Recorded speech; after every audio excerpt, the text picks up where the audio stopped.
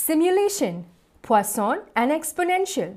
Session prerequisites. Browse through our earlier material on simulation, binomial, discrete variable. In preparation, please have RStudio open on your computer and follow along. Maximum benefit guaranteed. Learning objectives. Simulate a Poisson variable with R's built-in functions. Simulate the corresponding exponential variable.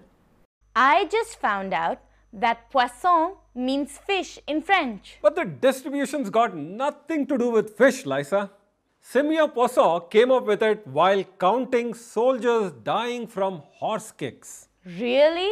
Horses are such lovely animals. Of course they are. It's a rare phenomenon. Perhaps the horses couldn't avoid it.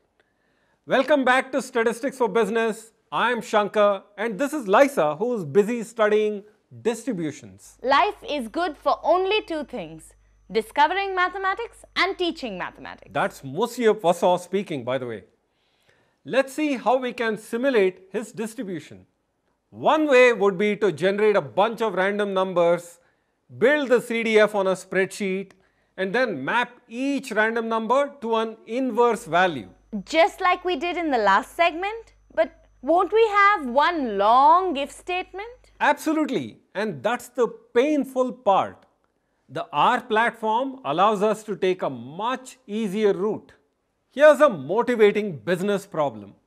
Let's model the daily arrival of bounce checks at a bank branch. Haha, I'm guessing this is a rare event. Of course, Lisa. We are assuming a stable economy where citizens respect the law. Bounce checks don't call up and plan their visits to the bank. We could assume they are independent, so we model their arrival with a Poisson process.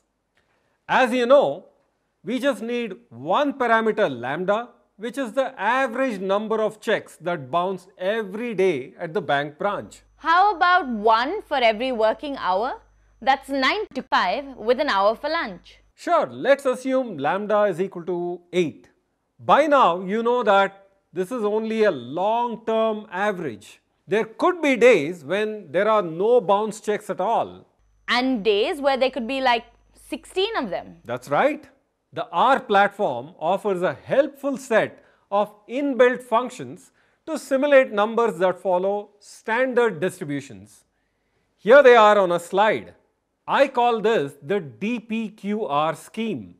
D is for density or PDF, P is for the distribution or CDF, Q stands for the quantile or percentile associated with a value. I bet R is for random. That's what generates the random numbers that are distributed according to that specified variable. Let's load the script that I have written. In my R script, I have lambda as 8. The number of days for which I want to simulate bounce checks is 1000, which is nearly 3 years. And rpoise is the function which generates random numbers that are distributed according to a Poisson variable with lambda is equal to 8, and I have 1000 numbers. That's like bounced checks arriving at the bank on 1000 days, right? Yes. And we can see how the frequencies of the predicted and the generated distributions line up. I'll hit source and let's have a closer look at the generated distributions. And we can see how the simulated numbers and the predicted numbers match in their frequencies. I have an exercise suggestion. Can you center justify these x-axis labels like what I have done over here? That will be an excellent opportunity for you to seek some guidance from the internet. This is your sneaky plan to crowdsource help from your students, right? I now see, Lisa, why you carry your brains on your sleeve. And here is the companion exponential distribution for the same lambda. The functions we use are, as you can guess, dx for density and rx for the simulated numbers. The histogram also gives you the generated counts. This would be like 1000 waiting times for the next check to bounce at the bank. You have it. The density gives us an idea of how the waiting times are continuously distributed.